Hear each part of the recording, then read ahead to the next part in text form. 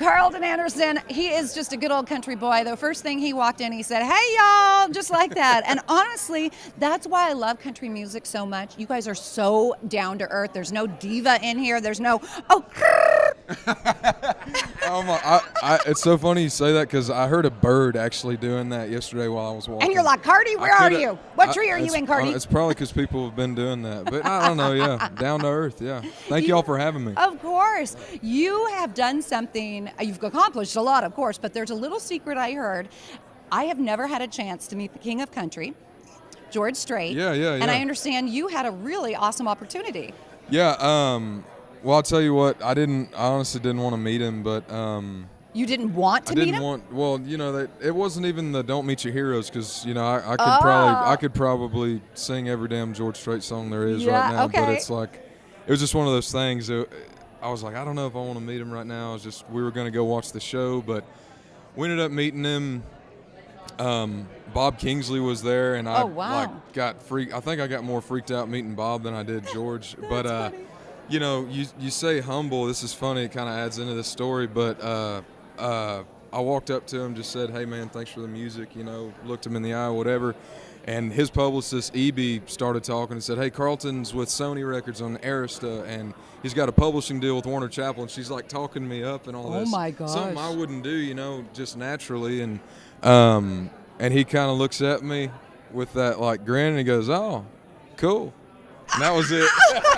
And that was it. So I was just like, "Yep, all right, man. I'm gonna go sit down and watch your show and learn something." So that was the first time I actually ever got to see him too. So that was really cool. Does it freak you out to think that one day there's going to be a young man or a young lady walking up to you with the same fear and the same feeling?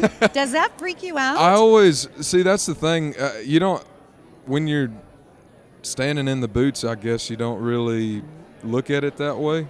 I don't know if he does. I can't tell. I've never been him and never been that big. But it's always nice to know people like what you're doing, especially, we're doing something a little different. You're doing something really cool, though, a lot. And you're influencing a lot of young boys and a lot of young girls out there that may be looking up right now going, "Hey, I want to be him right now." Hopefully, yes. That's a nice thought. That's nice of you to say that. But it's, with what we're doing, fiddles and steels and stuff and our music and everything, it's a little different for the climate right now, so it's just nice to know that people want to hear that, and it's good to know that we're out there almost every day playing shows to these people, so it's always good when they show that they're digging What it. influenced you and who influenced you? Because you are doing different things. Well, of course, being from Texas, George, Willie Nelson. I was going to bring up my shirt. I feel like we have to bring up the shirt. I was. All right. Put a what is it like? All right. A disclaimer. A disclaimer. Yeah. See, this is when I say he is like a gentleman and so nice, this just really proves it, because your shirt, open it up, everybody in Denver is going to know that's Shotgun Willie. And what that really is a Willie Nelson album, It's right? a Willie Nelson album, and I had no idea that it was actually a club in Denver. So not just a club, baby. Yes. So it's one of those clubs. It's a strip. It's a strip joint. And yeah. So, but it's a great album, so go check it out. It's a Willie Nelson album. So speaking of influences, Willie Nelson was one of them. George Strait, of course.